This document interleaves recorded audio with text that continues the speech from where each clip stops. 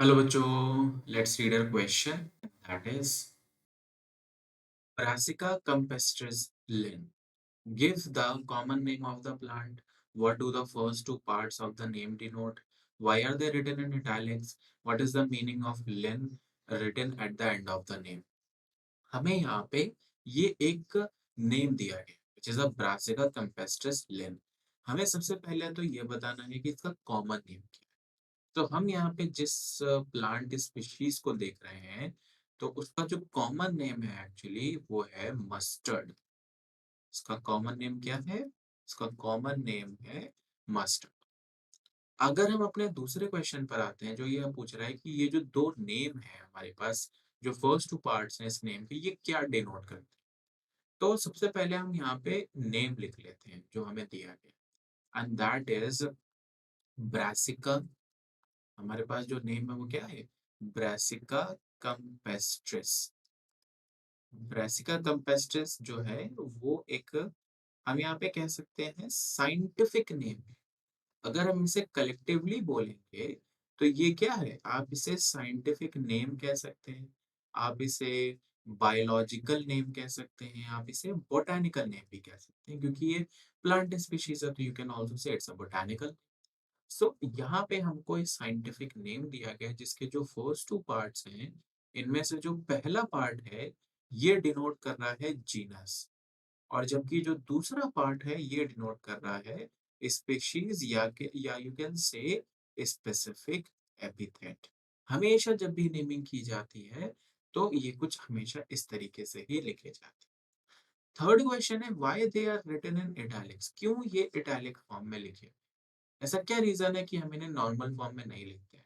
तो इसका रूल है, बेसिकली हम जब भी नेमिंग करते हैं, नॉमेनक्लेचर करते हैं, हम यहाँ पे चार रूल फॉलो करते हैं। पहला तो कि जीनस का फर्स्ट लेटर हमेशा कैपिटल होना चाहिए, हमेशा। स्पीशीज का सेकंड जो फर्स्ट लेटर होता है वो हमेशा स्मॉल होना चाहिए। दो रूल ये हो।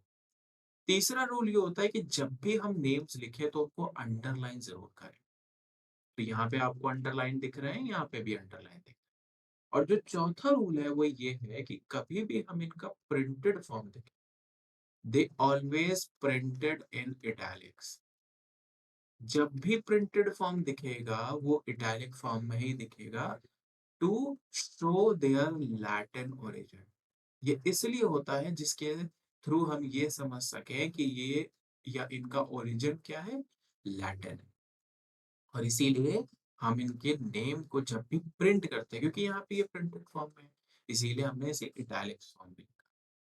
चौथा क्वेश्चन है what is the meaning of Linn written at the end of the name. अब यहाँ पे ये लिन का मतलब क्या? तो ये जो होता है ये बेसिकली एक तरीके का एब्रीविएशन है। अगर हम इसका फुल फॉर्म यहाँ पे लिखते हैं कि भाई यहाँ पे हमने इसको क्यों यूज किया, तो इसका रीजन बड़ा सिंपल सा है। फर्स्ट ऑफ ऑल लिन का मतलब क्या? तो लिन का जो मतलब है वो ये है कि यहाँ पे हम लाइनियस की बात कर। Linnaeus was the one who first used this, or you can say first discovered this species. Here we can say that first person to study the species. ये जो स्पीशीज थी उसको लाइनियस ने सबसे पहले स्टडी करके उसका, हम कह सकते एक तरीके से, आइडेंटिफिकेशन या क्लासिफिकेशन दिया। That is why we always add this name to the last of the species. हमेशा अगर आपको कुछ ऐसा नेम लास्ट में दिख रहा है तो ध्यान रखना है कि हम उस साइंटिस्ट की बात कर रहे हैं, उस बोटानिस्ट की बात कर रहे हैं जिसने उस स्पीशीज को पहली बार स्टडी किया या जिसने उस स्पीशीज का क्लासिफिकेशन लेकर आया या उसका नेमिंग किया। तो ये हमारे पास यहाँ पे जो क्वेश्चंस दिए थे उनके answer. I hope this will help you. Thank you.